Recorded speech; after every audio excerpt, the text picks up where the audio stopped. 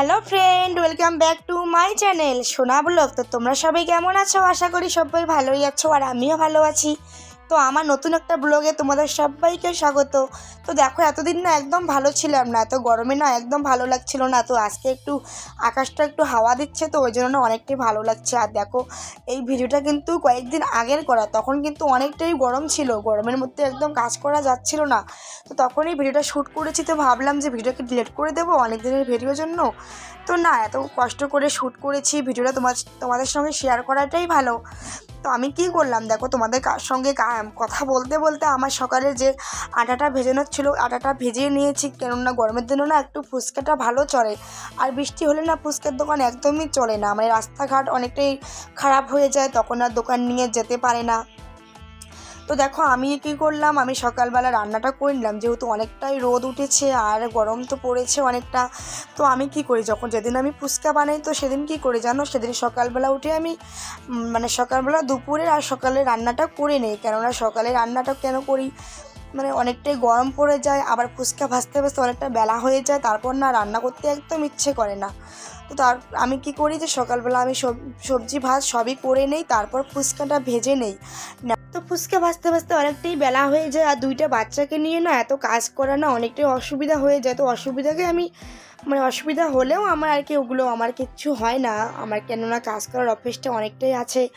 তো তারপর কি করি, তারপর আমি যখন ফুচকা ভাজা শেষ হয়ে যায়, আবার বাড়িতে অনেক কাজকর্ম থাকে, যেমন ঝাড় দেওয়া, জামা কাপড় ঠিক করা, আরও আবার মানে বিকেলে আরও অনেক কাজ থাকে, আবার রাত্রেবেলা রান্না। তো দেখো আমি রান্নাতে আজকে কী কী করে নিয়েছি সেটা তোমাদেরকে দেখাচ্ছি। এদিকে হচ্ছে একটা ভাত, আর এদিকে হচ্ছে আলু দিয়ে ডিম ঝোল করেছি। আর যখন আমি ডিমটাকে সেদ্ধ দিয়েছিলাম না, তখন 5টা ডিম ছিল। তো 5টার মধ্যে না আমার ছেলে না 2টো ডিম খেয়ে নিয়েছে। ও আবার মুরগির ডিম ভালোবাসে, তো ও বলছে মা আমি সবজির ডিম খাবো না, আমি সেদ্ধ ডিমটাই খেয়ে নিই। তো বললাম যে খাও। তো আমার ছেলে দেখো 2টা ডিম খেয়ে নিয়েছে, ওই জন্য আর 3টা ডিম দিয়ে আমি আলু ঝোল করে নিয়েছি। আর এদিকে করে নিয়েছি ডাঁটা, আর হচ্ছে তোমার আলু আর কুমড়ো শাকের ডাঁটা। তো এই 3টে নিয়ে আমি একটু মানে ডাঁটা চচ্চড়ি করেছি, করে নিয়ে তারপর কি করলাম, তারপরে খাওয়া দাওয়া করে সোজা চলে আসলাম ফুচকা ভাজতে। আর এদিকে তোমাদের দাদাভাই না অনেকগুলো ফুচকা বেলে নিয়েছে। আর ফুচকা না মানে হয়তো 4-5 পাতা বেলে নেই, তারপর আমি মানে ভাজা চালু করি, না হলে না মানে অনেকটা মানে দেশে হয়ে যায়। মানে ও অনেকগুলো বেলে রাখে, তারপর ভাজতে তো বেশিক্ষণ লাগে না, ভাজলে তাড়াতাড়ি শেষ হয়ে যায়। তো ও আবার ওদিকে বেলতেছে, আমি এদিকে ভাজা চালু করে দিয়েছি। আর জানো তো, এত রোদে না এত তেলের গরম, আবার মাথায় মানে রোদের গরম অনেকটাই না, মানে যে কেউ এরকম করে বসে ফুচকা ভাজতেই পারবে না। কেননা সবার তো আর আগুনের পাশে থাকা অভ্যেস নেই, কিন্তু আমার কিন্তু আগুনের পাশে থাকা অনেকটাই অভ্যাস। আর আমি না মেয়েতে না একদম কিচ্ছু কাজ করিনি, আর এখন আমার বিয়ে হয়ে আমার সংসারের মধ্যে এত মানে কাজ করি যে কি বলবো, আমি নিজেই ভাবতে পারি না যে আমি এত কাজ করি। আগে তো কিছুই করতাম না, এখন আমি কাজ কোন দিক দিয়ে শিখে নিলাম আমি কিছুই বুঝি না।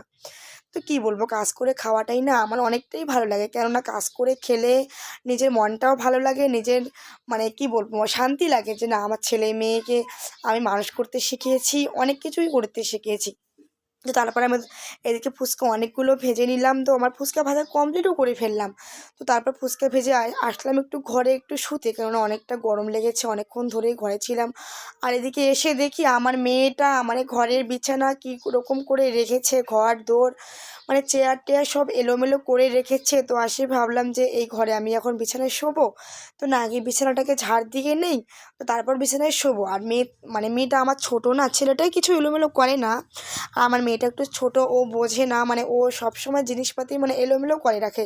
আর আমি কিন্তু একদম আমার বাড়ি ঘর দূর আমার সবসময় আমার মানে আমার মনের মতো করে রাখি, কেননা আমার মানে এলোমেলো বাড়ি ঘর দর একদম ভালো লাগে না। আমার বাড়িটা না যতটাই বড় হোক, আমি মানে বাড়ির মানে উঠোন বারপাশ, আবার ঘরের ভেতর রান্নাঘর, আমার শাশুড়ি মার ঘর, সব কিছু আমি সবসময় গুছিয়ে রাখি, কেননা মানে ঘর অগোছালো থাকলে না একদম ভালো লাগে না। আমি আমার যত কিছু কাজকর্ম করি, কাজের মধ্যে দিয়েও আমি সবসময় গুছিয়ে রাখার চেষ্টা করি। তো দেখো এদিকে আমার মেয়েটা না মানে চেয়ারগুলো কীরকম করে মানে ঘরের মেঝেতে কীরকম করে এলোমেলো করে রেখেছে। তো ওকে একটু আমি বকা দিলাম যে হ্যাঁ তুই এগুলো কী করেছিস, আমি এদিকে কাজ করে সময় কাটতে পারছি না, আর তুই এদিকে সবগুলো এলোমেলো করে রেখেছিস। ওকে তারপরে ওকে বকা দিয়ে তারপরে আমি ঘরের বিছানাটা ঠিক করে নিয়ে কি বললাম যে এভাবে আবার থাকবো, আমার দেখতে ভালো লাগবে না। তো এইভাবে আমি আগে ঘরটাকে ঝাঁট দিয়ে নিলাম, আর বাইরের পাশটা একটু দেরি করে ঝাঁট দেবো, কেননা একটু রেস্ট করে আমি একটু হাওয়া টাওয়া খেয়ে নিয়ে তারপর বাইরে ঝাঁট দেবো।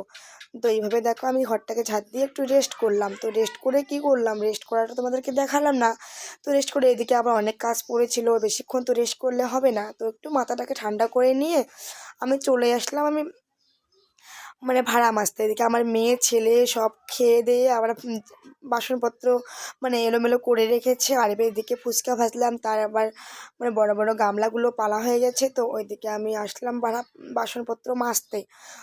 তো এদিকে আমার আবার রান্নাঘরে এসে যেগুলো এলোমেলো ছিল সবগুলো গুছিয়ে নিলাম, নেওয়ার পরে তারপরে এসে আমি দেখো বাসনপত্রগুলো মেজে নিচ্ছি। তো বন্ধুরা, হ্যাঁ, সবাই একটু আমার ভিডিওগুলো দেখে না, সবাই একটু আমার পাশে থেকো, একটু সাপোর্ট করো, না হলে না ভিডিও করাতে না একদম ভালো লাগে না। তো তোমরা একটু সাপোর্ট করো, অবশ্যই আমার ভিডিও করতে ভালো লাগবে।